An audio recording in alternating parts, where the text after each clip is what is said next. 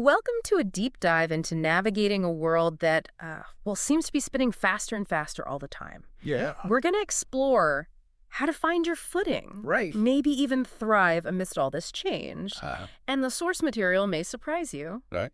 We're taking cues from the Cuero shamans of the Andes. You might be thinking, ancient Andean shamans, what could they possibly have to say about my life?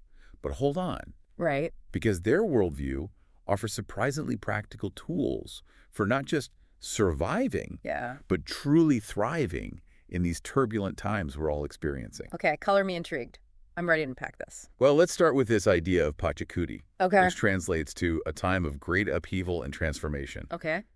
The Caro believes we're smack dab in the middle of a Pachakuti right now, where old structures of worldviews are crumbling Wow. and something new is struggling to emerge. Hmm. Think of a caterpillar becoming a butterfly, messy, confusing, Yeah. but ultimately transformative. Whoa, that actually makes a lot of sense.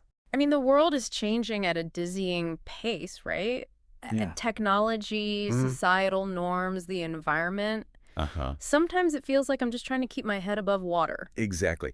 And what's fascinating is that the Cuero shamans predicted this centuries ago. Really? They saw this era of change coming. Mm-hmm. And they also developed practices for navigating it, Wow. practices that we can use today. All right, so if they saw this coming, what did they suggest we do about it? Well, they talk about something called an unsustainable worldview, Okay. which is basically the idea that greater accumulation always equals greater success.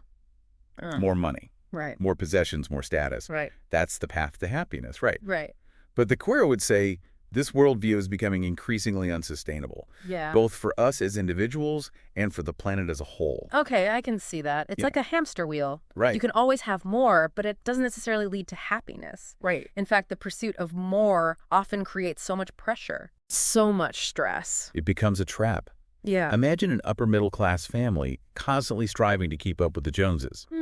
They already have a comfortable life, Right. but they're always reaching for more.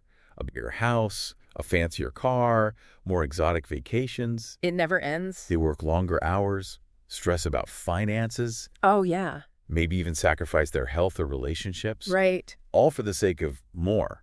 It's almost like they're trying to fill a void that can never truly be filled. You got it. Hmm. And it's not just about material possessions, Right. It could be striving for more recognition at work, Yeah. more followers online, Oh, yeah. more exotic experiences to check off a bucket list. Mm-hmm. We're constantly bombarded with messages that tell us we need more to be happy. We are. Yeah. And I'm guessing the Cuero shamans would say that's not the path to true happiness or fulfillment. Right. So the question becomes if this unsustainable worldview is leading us down a path of stress and imbalance, Right. what's the alternative? Right. What does a sustainable life look like in these rapidly changing times? Well, they offer some practical guidance. Okay, I'm all ears. What's their secret? Well, first, they emphasize the importance of finding the right level of complexity that you can handle. Okay. Not necessarily simplifying everything down to the bare minimum, Yeah. but being honest with yourself about the level of complexity you can truly sustain, physically, emotionally, and even psychologically. Okay. Think about your average week. How much is on your plate? Yeah. Are you constantly juggling responsibilities, rushing from one thing to the next, Yeah. feeling like you never have a moment to breathe? Perhaps saying no more often could open up some space for what really matters. Wow, that's powerful. Yeah. It's like choosing to step off that hamster wheel, Uh-huh. even if it's just for a little while. Exactly. And the next step is living within your means. Yes. Now, this doesn't just mean financially. Yeah. It means considering your physical, energetic, and even psychological limits. So it's about being mindful of all our resources, Yes. not just the financial ones, Right. and making conscious choices about how we spend them. You nailed it. And this brings us to their third tip, reducing clutter and distractions. Yes. Now, this one speaks to me. Yeah. I found that simplifying my physical space often creates more mental clarity. Absolutely. The Cuero would say that clutter isn't just about stuff. Right. It's about anything that drains our energy or prevents us from focusing on what truly matters. So it's like minimizing distractions and commitments Yes. that create unnecessary stress and keep us from being present in our lives. Precisely. And finally, we come to the fourth tip. Yes. which is focusing on core experiences. Uh, Instead of getting caught up in the endless pursuit of things, ask yourself, what experience am I really after? that's it. I'm getting this picture of someone who thinks they need a bigger house. Okay. But what they really crave is more space to connect with loved ones. Exactly. By focusing on the core experience we're seeking, Yeah. we can often find simpler, more fulfilling ways to meet those needs Right. without adding unnecessary complexity to our lives. Okay, we've covered a lot of ground here. We have. We've talked about the Quero concept of Pachakuti, the idea of an unsustainable worldview, Right. and these 4 powerful tips for creating a more sustainable life. Yes. This is making me think about all the areas in my own life where I might be caught in unsustainable patterns. Yeah. It's eye-opening stuff. It really is. And what's remarkable is that these teachings from the high Andes are incredibly relevant to modern life, Yeah. especially in a world that feels so chaotic and uncertain. All right, I'm ready to keep diving into this. What else can we learn from these Andean shamans? You know, as we unpack these Quero teachings, what really stands out to me is their emphasis on relationships. They believe relationships are the most important aspect of life, Yeah. surviving even when other complexities fall away.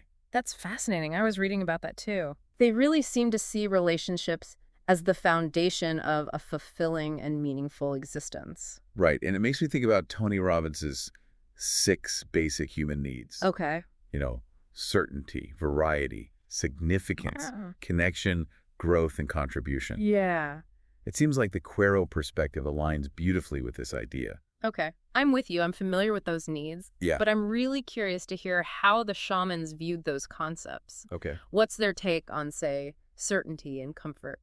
Well, they probably agree that we crave security and stability, Yeah. but they also emphasize the importance of finding pleasure and joy, even in the midst of uncertainty. You know, embracing the unexpected twists and turns that life throws our way. I love that. Yeah. Instead of fearing the unknown, we learn to dance with it. That really resonates with me. Exactly. And it ties into the need for variety. While routines and predictability are important, Right. we also thrive on novelty and challenge. Yeah. The Quero embrace what they call the drama of creation, the full spectrum of experiences, both pleasant and unpleasant. So it's about finding that balance between comfort and excitement, Exactly. stability and change, Right. not running from difficult experiences, but seeing them as part of the richness of life. Precisely. And that leads us to the need for significance. Okay. From the Quero perspective, true significance doesn't come from external achievements or recognition. Right. It comes from recognizing that we're all part of something much larger than ourselves, the grand theater of life, as they call it. Wow, what a beautiful way to put it. Yeah. It's not about chasing accolades. It's about simply showing up and playing our part in this grand unfolding. Exactly. And it's through our relationships with others that we truly experience the depth and meaning of this theater of life. Which brings us to the need for connection and love. Yes. How did the Quero view this fundamental human need? They saw it as a practice of appreciation and allowing in our relationships. Allowing others to be who they are. Right. Without judgment or trying to change them. Yeah. And truly appreciating the unique gifts that each person brings to our lives. That's really profound. It is. It's about letting go of our expectations and embracing the imperfections that make each relationship so special. Absolutely. And this ties into the need for growth. The Quero see growth as a natural byproduct of creation, not the primary goal. So it's not about striving to become a better version of ourselves, Right. but rather allowing ourselves to evolve organically through our experiences and relationships. Exactly. And finally, we have the need for contribution. Okay. The Quero believes our greatest contribution comes from simply being our authentic selves and inspiring others to do the same. That's such an empowering message. It is. It's not about trying to save the world or achieve some grand feat. Right. It's about showing up authentically and letting our light shine. And in doing so, we inspire others to do the same, creating a ripple effect of positive change. This whole conversation has been so eye-opening. Yeah.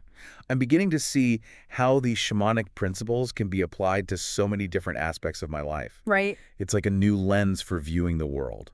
And that's the beauty of it, isn't it? It's Yeah. not a rigid set of rules, but a new perspective that can help us navigate these times of change.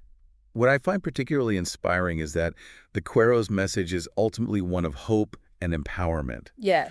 Even in the midst of upheaval, We have the power to create a life that is both sustainable and deeply fulfilling. Absolutely.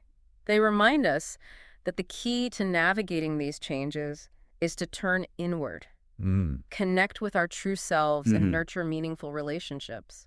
It all comes back to relationships, doesn't it? You're absolutely right. Relationships with ourselves, Yeah, with others, right. and with the natural world. And those relationships are what will sustain us both individually and collectively as we navigate the uncharted waters ahead. So as we wrap up our deep dive into this Quero wisdom, I'm wondering if we could connect all of this back to the idea of navigating a shifting world. Okay. What are some key takeaways for our listeners? What steps can they take to not just survive, but thrive in the midst of all this change? I think it comes down to recognizing the unsustainable patterns we might be caught up in, both individually and collectively. Right. Are we constantly striving for more, Yeah. even at the cost of our well-being? Are we neglecting the things that truly matter, our relationships, our connection to nature, our own inner peace? It sounds like a wake-up call, to be honest. It is. And if we are stuck in those unsustainable patterns, Yeah. how do we start shifting them? The Quero would say it all starts with awareness. Okay. Take a look at your life and ask yourself, where am I out of balance? Where am I exceeding my capacity? Am I clinging to a worldview that no longer serves me? That's powerful. It's about becoming conscious of our choices, Yes. the big ones and the small ones, and asking ourselves, is this truly serving me? Yeah. Is this contributing to my well-being and the well-being of those around me? You got it. And once we've cultivated that awareness, Yeah. we can start making small but intentional changes. Okay.